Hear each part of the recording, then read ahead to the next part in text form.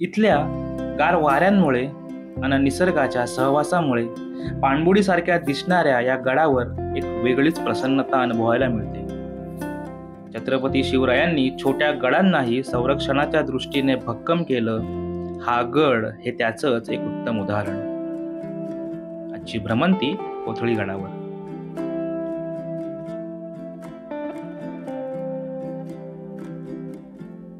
सुट्टीचा दिवस असल्यामुळे फिरायला बाहेर जाणाऱ्यांची तशी वर्दळ रस्त्यावर होतीच. आधी मुंबई पुणे जुना हायवे आणि मग कर्जत रस्त्यावरील विठुरायाच्या मूर्ती समोरून आम्ही सुरुवातीला एका शिवमंदिरात दर्शनाला थांबलो.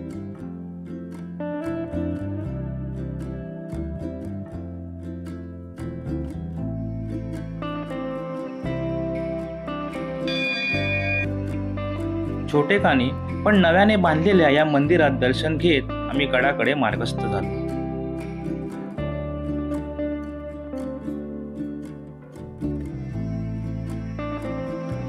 एकदा का कर्जत पार केलं की पुढचा प्रवास आणि पुढचा रस्ता हा मन सुकावून टाकतो. आजूबाजूला असणारी झाडी आणि पावसाळी वातावरण आणि त्यातून हा मोकळा रस्ता म्हणजे जणू काही सुखाची व्याख्याच.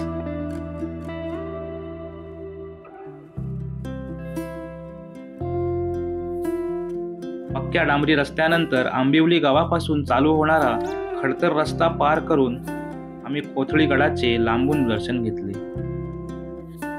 बोटाच्या अंगठ्याप्रमाणे भासणारा या सुळक्याला समोर ठेवूनच आम्ही पायथ्याकडे पेठ गावात पोहोचलो. नमस्कार मित्रांनो, जय शिवराय. आत्ता आम्ही 3 वाजता कोथळी गडाच्या भ्रमंतीची सुरुवात करतोय.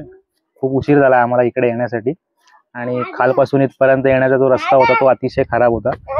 मात्र माझा जो आता मित्र जो व्हिडिओ काढतोय त्याची ऑफ रायडिंग एक नंबर होती, त्यामुळे आम्ही वरती आलो. अतिशय खराब रस्ता होता. ताई, आपला व्हिडिओ चालू आहे. हाय हाय कर तिकडे.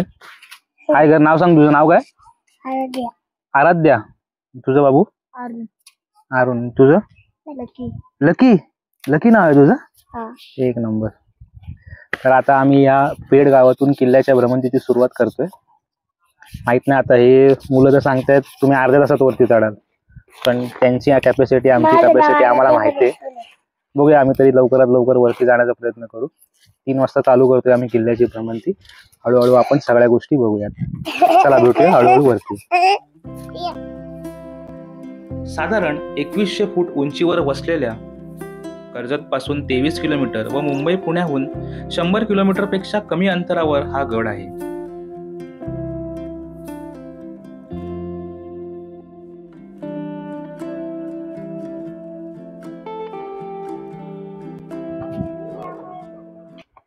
इथूनच रस्ता आहे ना ताई वरती जायला?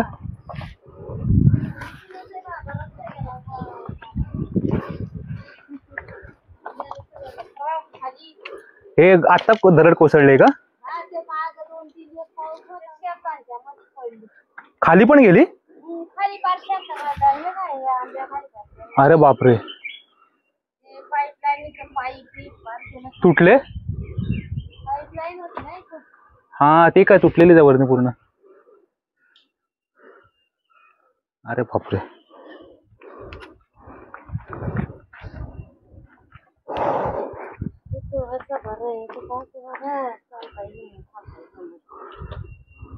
तुमच्या रोजच्या जाण्या येण्यासाठी मग आता अवघड झाला अजून. काय बोलायचंच नाही आता. बापरे. किती वाजेपर्यंत असतं वर? 3? हा, 3-4 वाजेपर्यंत जशी पब्लिक असून तसं.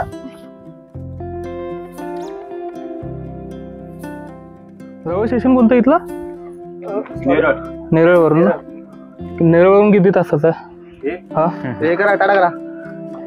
नाही ना, बघा पुढे बघा, पुढे बघा. असू द्या. चलो बाय. विवेक, बोल ना भाई. तुला काय वाटतंय? इथे आपण बघतोय जसं की ही दरड आहे ती कोसळलेली आहे. अरे हे ठीक आहे, खूप खतरनाक गोष्टी आहेत रे. भयानक कोसळले. जसं आपल्याला बघ ना, त्या तिथे आता आपल्याला त्या आई भेटल्या, त्यांनी काय सांगितलं आपल्याला की इथपासून जो भाग आपल्याला कोसळला, म्हणजे मित्रांनो मंडळी, हा इथपासून जो भाग कोसळला ह्या दरडीचा पूर्ण दगडांचा वगैरे, फक्त इथेच नाहीये खाली त्यांची जी शेतं आहेत, जे इथे खाली ज्या गावामध्ये राहणारे जे लोक आहेत त्यांनी त्यांची जी शेती आहे ते जिथे शेती करतात, त्यांचं काय वर्षाचं उत्पन्न यातून निघत असेल, त्या शेतीमध्ये त्या मळ्यापर्यंत या दगडी वगैरे हा दरडीचा भाग गेलेला आहे, कोसळलेला आहे. आणि एवढंच नाही तर गडावरनं खाली जाण्यासाठी पाण्याच्या पाईपलाईन्स होत्या, तर त्या पाईपलाईन सुद्धा त्या दरडीच्या भागामध्ये पूर्णपणे नष्ट झाल्यात किंवा तुटल्या वगैरे गेल्या आहेत. की त्यांना त्या गोष्टीमुळे ना अडचणींचा सामना ऑब्व्हियसली करावा लागतो. आपण एक दिवसासाठी भरत आलोय, आपण विचार करतोय अरे रे काय झालंय, एक दिवसापासून आपण घरी गेलो की आपण ते विसरतो, बट त्यांना डेली लाईफ इथेच जगायचे. आणि मित्रांनो, असं नाहीये की खूप खाली ती वाडी आहे किंवा ते गाव आहे, खूप जवळच आहे. दिसाळवाडीची दुर्घटना अगदीच 1-1.5 वर्ष 2 वर्षापूर्वीची आहे, म्हणजे अगदीच जुनी नाहीये. तर या सगळ्या गोष्टी आहेत. काही वेळेला नैसर्गिक आपत्तींना आपण रोखूही शकत नाही, म्हणजे निसर्गाचा तितकाच आदर आपण केला पाहिजे, या सुद्धा गोष्टी आहेत. राईट. आता ही जी पाईपलाईन आहे ही नक्की कोणत्या पाण्याची पाईपलाईन आहे मलाही माहित नाही, पण ती तुटलेली आहे ही दरड कोसळल्यामुळे. पण ते आता कधी जॉईन करतील, कधी ती व्यवस्थित दुरुस्त होईल हे काय माहिती. गडावरती एखादं पाण्याची टाकी वगैरे असेल ना, तिथून सुद्धा त्यांना लागण्यासाठी जे पाणी आहे दररोजचं असेल त्यासाठीची जी पाईपलाईन असणार आहे, राईट, माझ्या माहितीनुसार सुद्धा. हा, तर ते सुद्धा त्यांचं आता स्टॉप झालंय तिथे. राईट. आणि इथे बघू शकतो मित्रांनो की आता यातनं बघा, यातनं एक बोध घेण्यासारखं आहे. आपण म्हणतो झाडे लावली पाहिजेत, झाडांमुळे माती धरून ठेवली जाते, याचं लाईव्ह एक्झाम्पल तुम्ही बघू शकता इथे. आता ही जी दरड जी कोसळलेली आहे ना, ही बघा, आता ही झाड आहेत, झाडाच्या मुळे दिसते तिथे, पण झाडाच्या खालची जी दगड आहेत, माती आहे, ती झाडांनी धरून ठेवलेली आहे इथे बघा. ठीक आहे, पण जिथे झाडे नव्हती, आता या पॅच मध्ये तुम्हाला दिसेल इथे झाड आहे का नाही, तर या पॅच मधली सगळी जी माती, दगड, धोंडे हे सगळे वाहून गेलेले आहेत असे खाली. ठीक आहे, जिथे झाडे आहेत तिथेच फक्त त्यांनी धरून ठेवलेली आहे तेवढा भाग झाडांनी. मग यावरून काय कळतंय झाडांचं महत्व, की झाडे लावली का पाहिजेत. आणि ते जमिनीला किंवा ती माती आहे, ती दगड आहे, ते झाडं कसं धरून ठेवतात. सो बेसिकली आपल्याला निसर्गाचा रिस्पेक्ट करायचाच आहे, आदर ठेवायचाच आहे, त्याचा आस्वाद घ्यायचा आहे. तो प्रत्येक वेळेला आपल्याला सुंदर अनुभूती नक्कीच देतो, पण सोबतच आपल्याला त्याचा आदर हा ठेवलाच पाहिजे. चला समोर बघूया हळूहळू कोथळी गडाकडे.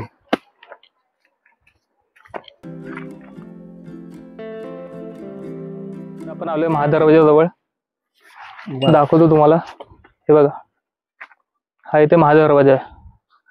ठीक आहे, गडाचा पहिला महादरवाजा म्हणजे. राईट. आणि अवस्था बघाल तर म्हणजे विस्कळीतच झालेली आहे. आपल्या इतर गडांवरच्या महादरवाजांची जशी अवस्था आहे अगदी तशीच अवस्था आहे. बट तुम्ही इमॅजिन करू शकता की त्या काळी हा किल्ला खूप भव्य दिव्य नक्कीच असणार आहे. म्हणजे दारुगोळाचं कोठार म्हणून या किल्ल्याचा वापर केला जायचा असं इतिहासात या किल्ल्याची नोंद आहे. तर अर्थातच त्या प्रकारची सुरक्षा सुद्धा या किल्ल्याला भेटली असणार त्यावेळी. सो आपण इमॅजिन करू शकतो. आता AIचं युग अर्थातच आहे, काय बोलतो बरोबर ना.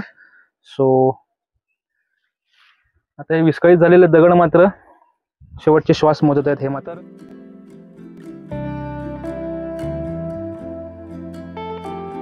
सह्याद्रीतील प्रत्येक गडाप्रमाणे याही गडावर जाणारा मार्ग हा पावलागणिक आजूबाजूचे दृश्य अधिकाधिक विहंगम करीत जातो आणि येणारा थकवा सुद्धा त्यामुळे दूर होतो.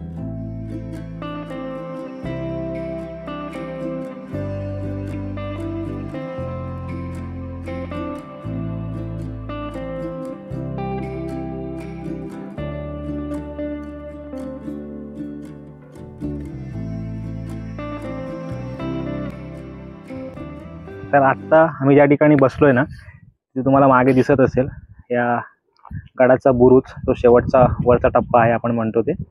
आणि तिथेच खाली त्या पायऱ्या आहेत, त्या पूर्णपणे आपण गेल्यावरती वरती बघूयात आणि तिथे आपल्याला समजेलच त्या पायऱ्या कशा प्रकारे आहेत, त्याचं वैशिष्ट्य काय आहे ते.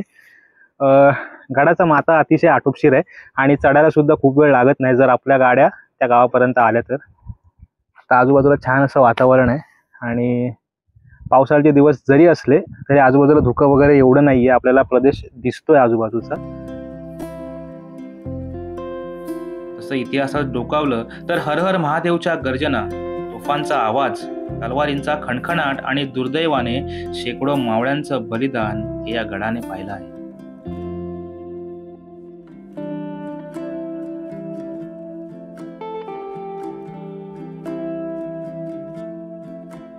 या गडावरील या 2 तोफा आजही या गडाच्या पराक्रमाची साक्ष देणारे आहेत. या तोफा पाहून पुढे आम्ही पाण्याच्या टाक्या पाहण्यासाठी जातो.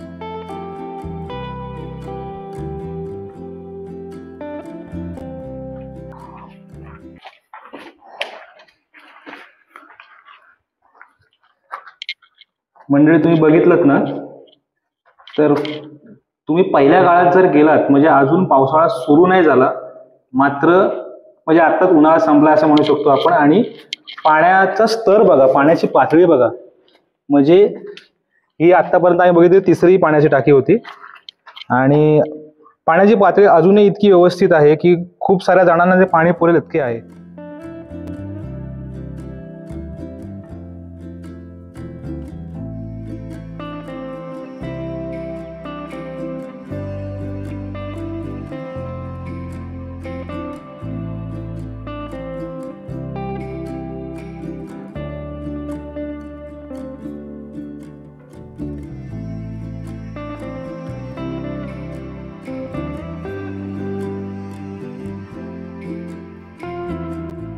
आता आपण जिथे उभे आहोत तिथे खूप मोठी गुहा आहे या गडावरची, आणि इथले जे काही खांब आहेत त्या खांबांवरती आपल्याला नक्षीकाम बघायला भेटते. आणि नक्षीकाम म्हणजे तुम्ही म्हणू शकता की ते व्यवस्थित आत्ता तर दिसत नाहीये, त्याची तोडफोड झाली असेल किंवा ते झिजलं गेलं असेल. मात्र जर बारकाईने ते नक्षीकाम बघायला गेलं तर ते पहिली गोष्ट तर ही अशा प्रकारे गुहा खोदणं किंवा कोरून काढणं हेच आमच्यासाठी आश्चर्याच्या गोष्टी आहेत. आणि त्यानंतर त्या खांबांवरती अशा प्रकारचं नक्षीकाम हे इतक्या काळापासून करणं ही खूप मोठी गोष्ट आहे आणि आश्चर्याच्या गोष्टी आहेत. या अशा ठिकाणी म्हणजे काही ऐतिहासिक वारसे जेव्हा आपण पाहतो, त्या ठिकाणी जेव्हा आपण येतो, भेट देतो, त्यावेळेला ते आपल्याला बघायला भेटतं. तुम्ही आता बघू शकता, हा पहिला खांब आहे जिथे, आणि त्या खांबाची जर साईज बघितली तर पूर्णपणे तो म्हणजे साधारणपणे एवढा असायला पाहिजे होता. तो झिजत गेला असेल, काळाच्या ओघामध्ये म्हणा, ऊन वाऱ्याच्या माऱ्यामध्ये असेल, तो निमुळता होत गेलाय.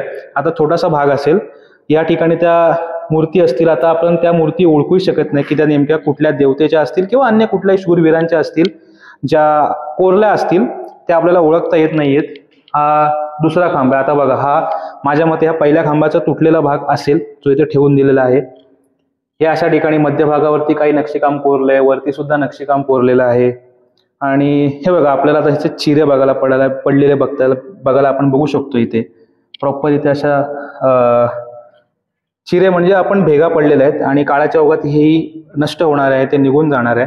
आणि साधारण शेवटच्या खांबावरती जे नक्षीकाम आहे ते बऱ्यापैकी असं आपल्याला बघायला मिळू शकतं की जिथे त्यातल्या त्यात सुस्थितीमध्ये आहे ते. मात्र एवढा अंदाज आपण नक्कीच लावू शकतो की त्या काळची जी लोक असतील किंवा त्यांच्या, आपण आता आर्टची गोष्ट करतो, आपण कलेची गोष्ट करतो, त्यावेळचे जे लोक असतील ते किती आर्टिस्ट असतील, किती कलाकार असतील, आणि त्यांच्या अंगातील त्यांच्या हस्तकलेत असतील किंवा इतरही सर्व कला आपल्याला इथे पाहायला मिळतात. आणि नक्कीच हे ऐतिहासिक वारसे आपण जेव्हा नवीन नवीन ठिकाणी जात असतो त्यावेळेला आपल्याला हे पाहायला मिळतात. आता या गोष्टी फक्त आपण बघू शकतो. सो आम्हाला सुद्धा ते बघायला भेटलं आणि खूप साऱ्या गोष्टी आता इथून शिकून जाऊ आम्ही. आणि या गुहेमध्ये इथे सुद्धा आतमध्ये 2 खोल्या आहेत. त्या साईडला जर गेलो आपण तर तिथेही एक छोटीशी खोली आहे. मात्र आता काही काळ तिथे वास्तव्य आहे नाही आहे माहित नाही आपल्याला, आतमध्ये काही असू शकतं, त्यामुळे आम्ही रिस्क घेत नाही जाण्याची. मात्र पावसाळ्यात म्हणा किंवा इतरही दिवशी कधी आलात आणि जर राहण्यासाठी येणार असाल आणि टेंट वगैरे जर सोय नसेल आपल्याकडे, तर इथे मस्तपैकी सोय आपली या किल्ल्यावरती राहायची होऊ शकते. पाण्याची सोय तर आहेच, आपण आत्ताच बघितलं. चला आता आपण हळूहळू वरती जाऊया. साधारण ऑलरेडी 5 वाजलेत आणि आपल्याला खूप उशीर झालेला आहे, तर वरच्या गोष्टी सुद्धा आपल्याला कव्हर करायच्या आहेत. चला जाऊया.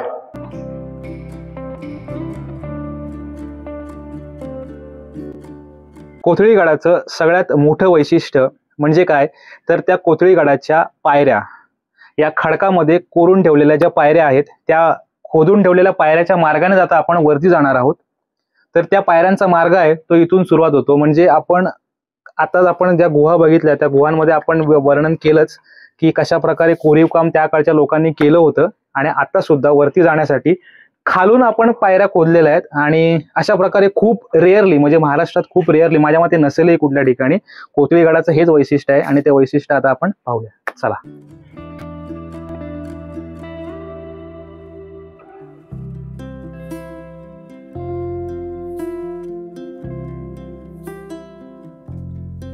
मात्र पायऱ्यांचा विचार करता मला असं वाटतं की त्यावेळेच्या माणसांची कॅपॅसिटी, त्यांची शारीरिक क्षमता ही आपल्यापेक्षा खूप पटीने जास्त आहेत. जिथे आपल्याला काही ठिकाणी, आता आपण मागच्या गडावरती गेलेलो, विकट गडावरती किंवा अन्य ठिकाणी जिथे माणसांना चढायला येत नाही म्हणून आपण त्या शिड्या लावल्यात, बरोबर ना. तिथे लोक कातळ गडावरनं चढायचे. So right. आणि इथे मित्रांनो बघू शकता तुम्ही, आता हे बघा, हे माझ्या वरचा भाग आहे आणि हा इथला खालचा भाग आहे. तर हे कोरीव काम कसं केलं असेल ना, तर तुम्ही इथं बघितलं ना, आता हे बघा, हा दगड आहे, याच्यावर तुम्हाला हे चिनीचे घाव दिसतील. हे आहे ते चिनीचे घाव आहे. तुम्हाला सगळीकडे सेम पॅटर्न दिसेल. इथं पण बघाल तुम्हाला, तर हा तुम्हाला एक पॅटर्न दिसेल असा, जेणेकरून ही एक अशी चिनी आहे, या चिनीच्या घावाने हे सगळं कोरून काढलेलं आहे त्यांनी. या साईडला पण बघाल तर तुम्हाला एक सिमिलर पॅटर्न दिसेल भिंतीवर. यावरून तुम्ही प्रेडिक्ट करू शकता की असा अंदाज लावू शकतो आपण की एक छिनी असेल आपल्या बोटाच्या एवढे, त्या बोटाच्या एवढ्या छिनीने हे सगळं कोरलेलं आहे बघितलं तर. आणि इथं जिथे एंट्री आहे या जिन्याची, तर इथं बघितलं तर एक असा चौकोनी मला खाचा दिसतोय याच्यामध्ये. तुम्हाला दिसतोय का काय माहित, म्हणजे दिसेलच तुम्हाला, फक्त ओळखता येतो का बघा. इथे तुम्ही बघितलं तर हा एक चौकोनी असा खाचा दिसतोय मला. हा इथून बघितला, हा बघा, म्हणजे इथे दरवाजा असू शकतो का, किंवा इथं असं काही त्यांनी लावलं असेल डोर, काळाच्या ओघात ते नष्ट झालेलं आहे. हो राईट, काळाच्या ओघामध्ये नष्ट झालं असेल. पण इथं असं वाटतंय एकंदरीत हा स्ट्रक्चर बघून वाटतं की इथं काहीतरी डोअर टाईप असेल. तू आता सुद्धा असा इथे वरती बाजारात दाखवणार, हे बघ, ही पूर्णपणे भेग गेलेली आहे. राईट. आता हे कधीही कोसळू शकतं, पुढच्या येणाऱ्या काही वर्षांमध्ये कधी कोसळू शकतं. कदाचित हे ब्लॉकही होईल. बरोबर. वरती जाण्यासाठी आपल्याला पर्यायी मार्ग शोधावा लागेल किंवा ते बाजूला करावं लागेल, अशी परिस्थिती ओढावेल. सो या गोष्टी आता जेवढ्या आहेत तेवढ्या आपण बघून घेतल्या पाहिजेत.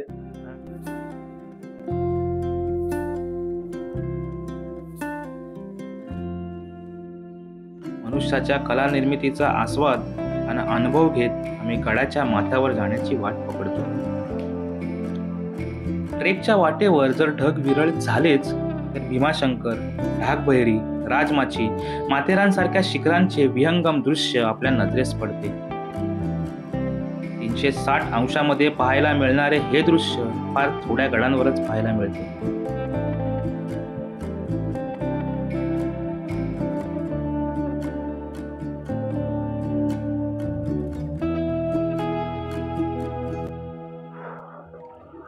तर मित्रांनो, 2 शिल्प आपल्याला इथे बघायला भेटतात. पहिले तर आता आपण जिथे उभे आहोत तो गडाचा दुसरा महादरवाजा, जो सगळ्यात मुख्य महादरवाजा असेल, आणि कदाचित हा हत्ती असावा. आणि हा अर्थातच त्या काळी शौर्याचं प्रतीक म्हणून ज्याचा उल्लेख किंवा त्याची शिल्प ही प्रत्येक दरवाजाजवळ उभारली जायची. अर्थात हा शरभाचं हे शिल्प आहे. हा लाकडी दरवाजा आत्ता या गडावरती जे कोण दुर्ग संवर्धन करणारी जी मंडळी असतील त्यांच्या कार्यामुळे हा इथे आहे. तर हा आपण आता उघडून वरती जाऊया. चला.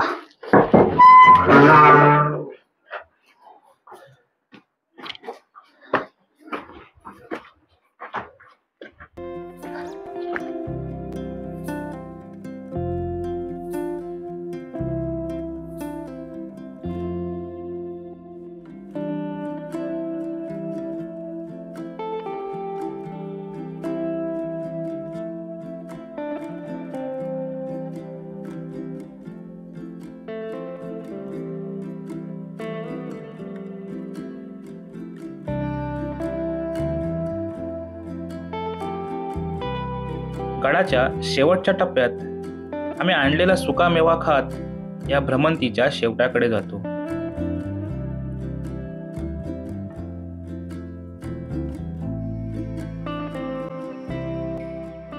तर मित्रांनो, आता आपण या व्हिडिओच्या शेवटाकडे आलोच आहोत. आणि सध्या आता मी जिथे आहे तो कोथळीगडाचं टॉप, कोथळीगडाचं शिखर पण म्हणू शकता.